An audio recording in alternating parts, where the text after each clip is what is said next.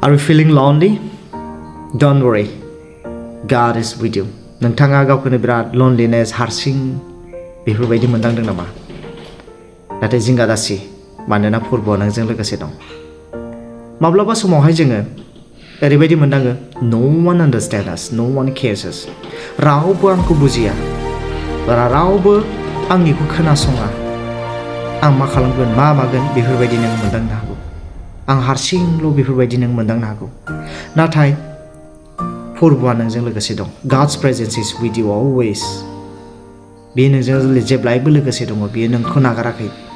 जानो हागौ नों बिनि उपस्थितिखौ मोनदाङाखै, खोनायाखै, नुवाखै, नाथाय स्टिल बिनि प्रेजेन्सआ नोंजों लोगोसे दं। बेयो नोंखौ जोथोन लाबाय थायो। मानो बाइबेलाव बुंदों, बोसोनाव बुंदों, हुदा बिजाबनि 31 बालामनि 8 सेराव बुंदों, फोरबोआ गावनो नोंजों लोगोआव थानानै नोंखौ दैदेनलांगोन। नै फोरबोआ मा बुंदों? नोंजों लोगोसे थानानै नोंखौ दैदेनलांगोन होनना बुंदों। बियो नोंखौ हगारनाय नङा। बियो नोंखौ हगारनाय नङा एबा नागारनाय नङा। नोङो गिनाय एबा गोहो गैयै जानो नाङा होनना बुंदों। फोरबोआ नोंजों लोगोसे थांगोन, नोंखौ नागारनाय नङा, नोंखौ हगारनाय नङा।